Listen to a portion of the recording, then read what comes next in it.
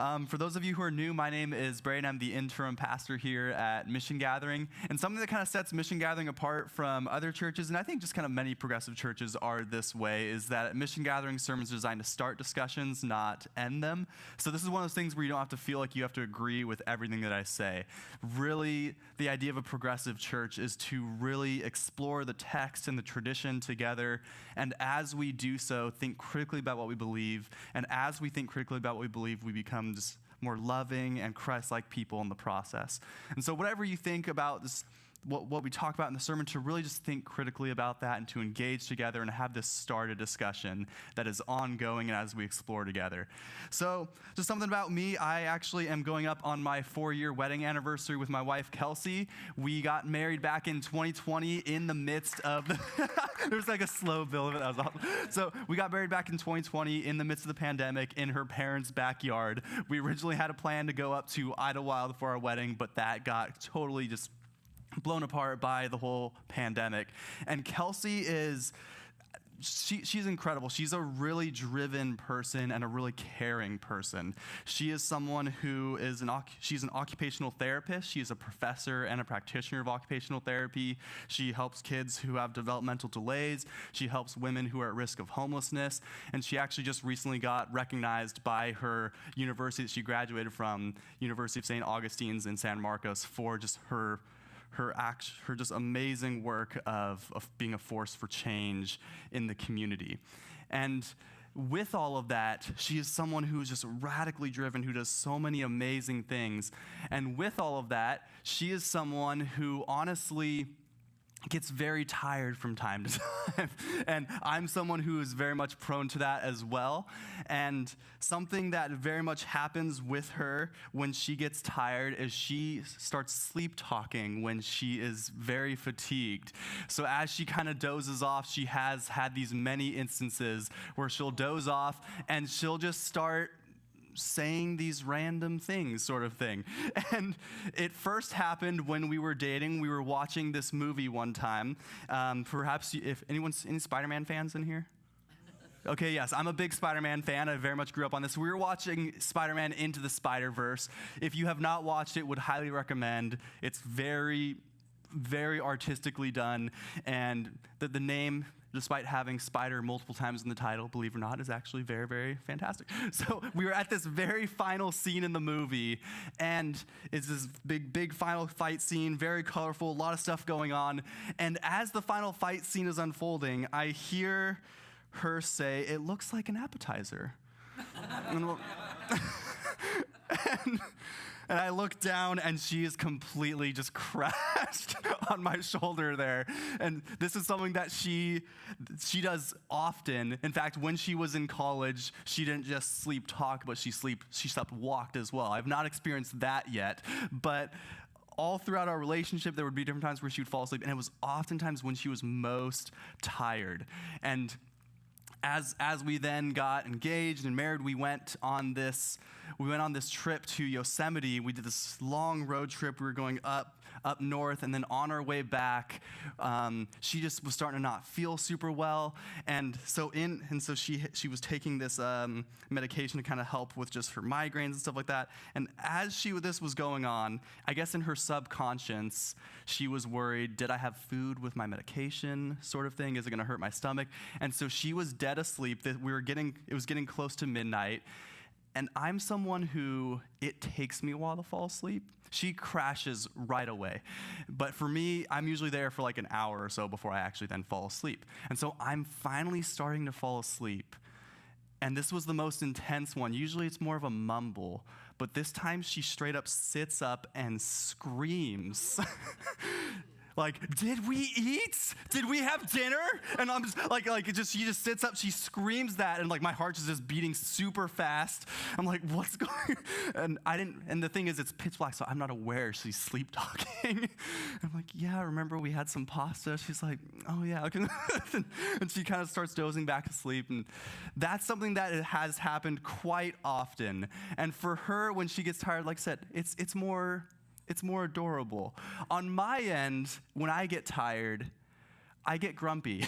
I'm someone who I can be a little more short. I kind of respond to things as if it's an insult, even though it's not remotely meant to be an insult. This is something that I am very prone to. And I bring this up because our text today really looks at this theme of rest and how we navigate it. And so I just want to kind of just pose the question for you to think about of what behaviors occur for you when you're really tired. Perhaps you have something very mild like my wife. It's something that's more funny, something that's more carefree. Or perhaps you're like me, where you're just not the most Christ-like person when you're tired. You kind of lose it a little bit. And so this is something that I think is very helpful to think about, because as we look at this particular text, there's this one story of Jesus, and it happens time and time again. But in this particular text, in Mark chapter 1, verse 35, it says, "In the morning, while it was still very dark, Jesus got up and went out to a deserted place, and there he prayed." Jesus had regular rhythms of what has come to be called silence and solitude, times of being alone in the quiet, to rest, to really center yourselves. And this is something that he engaged with constantly. In fact, in the beginning of the book of Mark, he spends 40 days doing this.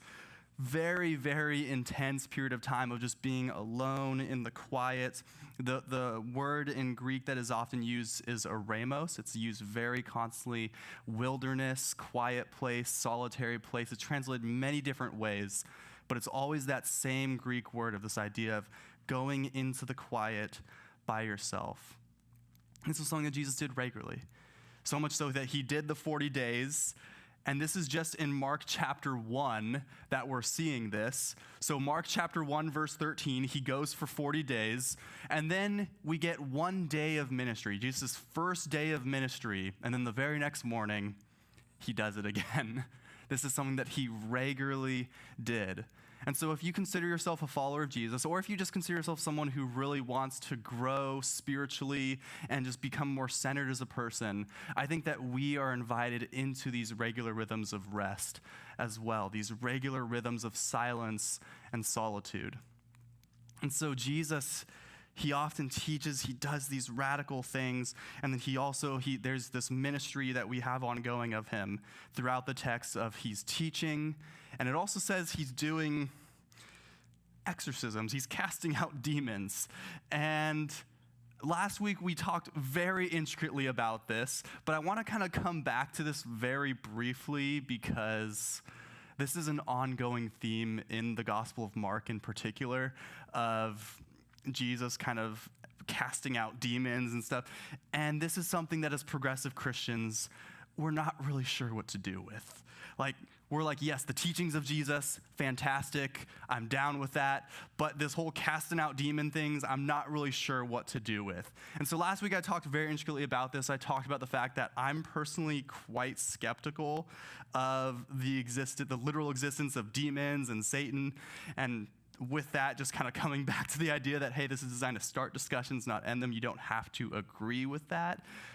But if believing in demons and Satan, if that has been something that's been helpful in your journey toward becoming a more loving and Christ-like person, then by all means, keep believing that. And I talked last week about how that actually was something that early Christians held on to, that they believed that the reason the empire was oppressing them was because there were other powers at work there. And it was actually their way of humanizing those who were in power. It was their way of being like, okay, there's something else at work here. Let's react non-violently to this, and then let's seek to acknowledge and react to the other power rather than fighting these people. Let's fight that instead. And so Paul kind of talks about this idea in Ephesians 6. Our struggle is not against flesh and blood, but against the rulers, against the authorities, against the powers of this dark world, against the spiritual forces of evil in the heavenly realms. And so like I said, if that's something that has been helpful for you, if you actually have found it being helpful in your journey toward becoming more loving and Christ-like, by all means believe that. But on the flip side, I think for many of us as progressive Christians, we can't really wrap our minds around that. And so if believing in demons and Satan, it's actually been a barrier for you in stopping you from following Jesus, becoming a more loving and Christ-like person, by all means, you don't have to believe that. And I talked a lot about how there is this reality that we import our own images of what demons and Satan are like. And I talked about how, just from a religious studies perspective, many scholars think that the biblical authors themselves, they were very guilty of this. They imported images and ideas of figures from popular culture as well. If you look at the Torah, the Tanakh, what we now call the Old Testament, there's not really demons in there at all. They're not mentioned at all. Yet suddenly you get to the Gospels and there's demons everywhere. And many scholars think that the reason for that is that New Testament authors, they brought their descriptions of demons. They were very influenced by the Persian imperial religion, Zoroastrianism. They were more influenced by that than by the Hebrew scriptures. Zoroastrianism, they had this large pantheon, and they had a demonology. And what they pictured of demons is very much kind of the caricature of what many of us have today. And so from a religious studies perspective, there very much is that influence there that the ancient Hebrews did not really believe in this stuff, but over time, it got its way into there from Zoroastrianism. And then just kind of from a modern perspective, one of my friends, Craig Hadley, he pastors a progressive church in Redlands, and he talks about how, hey, I've lived in the shadow of Loma Linda Medical University for a very long time now. This institution has a history that goes back over 100 years. If you're unfamiliar with Loma Linda, it is a Seventh-day Adventist institution. Seventh-day Adventists, they tend to have a more literalistic interpretation of the scriptures. And so if you have a very literalistic interpretation of the scriptures, you're naturally going to believe in some of these things. And he says, and hey, in the last 100 years, how many times do you think this faith-based hospital has diagnosed a patient with a demon possession? Zero. Absolutely zero. And so between all these things, like I said, there is a strong basis for saying, hey, I follow Jesus, but I don't know about all of that stuff. I don't think I believe in Satan and demons. There's grounds for that. Now, at the same time, there's kind of a fine line there. On our Wednesday discussion, when we kind of engaged with this a little bit, as well as I was messaging David Schmidt, who comes from time to time, but most of the year he lives in Mexico City. And all of us were kind of like, yeah, well, not all of us, but many of us kind of said, I don't think I believe in that, but just in case, I'm not gonna touch a Ouija board sort of thing, because, either first off, either nothing happens, so what's the point? Or, yeah, you do contact something, that's a little freaky. So just kind of a just in case sort of thing, to just kind of walk that fine line. When everyone said that, I kind of went, yeah, that's a very good point, because on a mythological perspective, I don't believe in the Loch Ness Monster, but you could not pay me to just go to that lake in Scotland and tread water on the lake. I would be terrified of, even though 99.999% sure Loch Ness Monster isn't a real thing, I would be terrified that something is there lurking beneath me, sort of thing. But like I said, if believing in if believing in Satan and demons, if that's been helpful, believe in that. If it's been a barrier, don't feel the need to. But in my experience, sometimes believing in literal Satan and demons, it leads to demonization of certain peoples. And so whether you believe in literal demons or not, to resist that tendency to demonize people. And I believe that when we cease to demonize marginalized peoples, we are participating in the healing ministry of Jesus. We are continuing that ministry. And this is something that in the text, Jesus is constantly engaging with these figures of demons. And if you look at this reality, it is often people who are marginalized in their society. And by casting out the demons, he then restores their place in society. He then restores their place among the people. And we can continue that by simply casting aside our stereotypes of different people.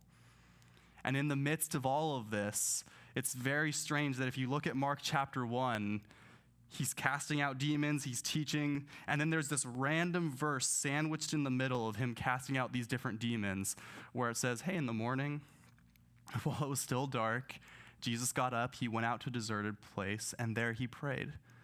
And so he's teaching, he's casting out demons. These are kind of the two things that encompass his ministry. And as all of this is going on, he decides to pause, he decides to rest.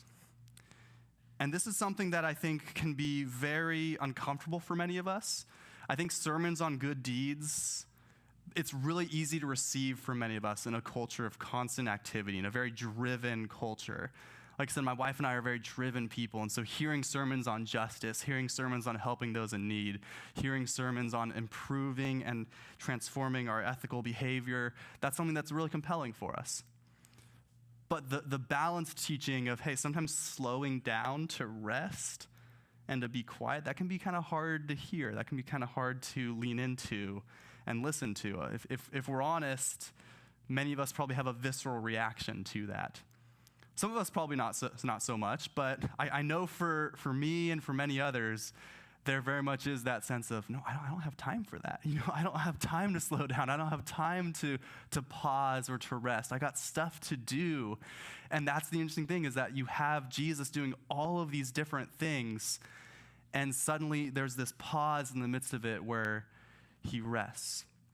And it's actually in the midst of him liberating different people from this marginalization, liberating different people from the demons that plague them. And it's in the midst of this that he rests. And I think the author of the text is trying to communicate to us that liberation and rest are actually intricately connected.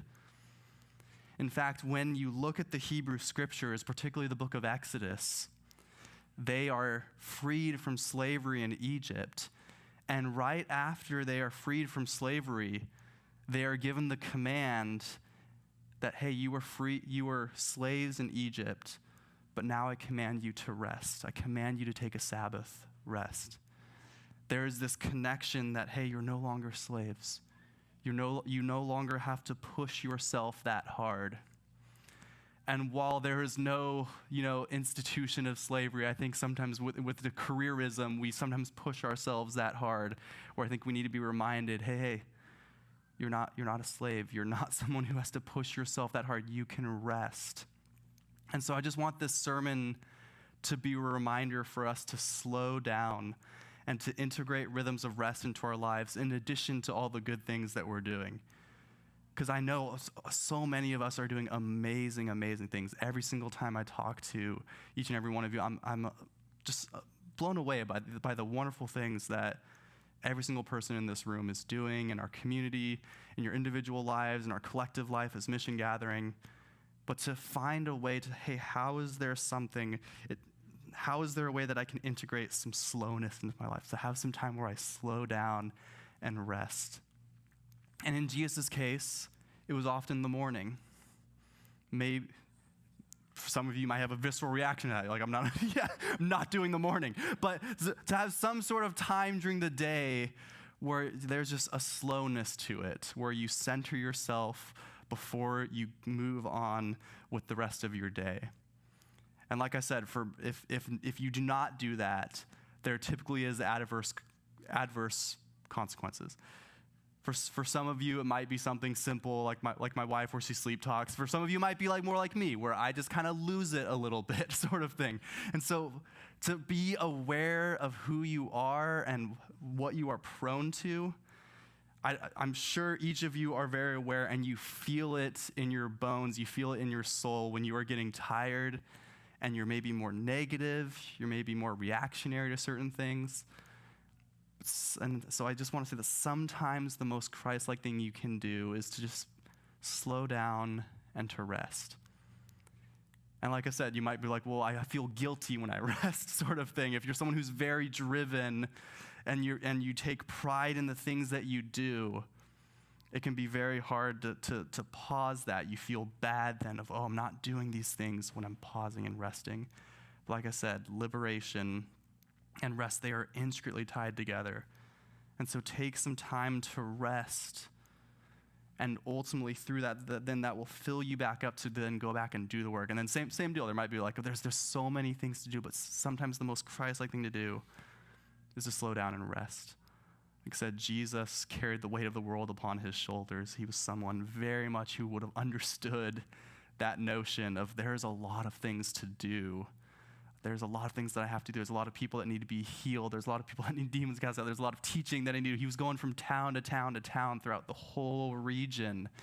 There were so many things that Jesus was doing, and yet he found those moments to rest. And this will be very countercultural. In Jesus' case, there was at least the culture of, hey, on the Sabbath day, you rest sort of thing. If anything, Jesus had to push against kind of the legalism of the Sabbath, of not really enjoying the day because there were all these rules attached to how you were supposed to rest sort of thing.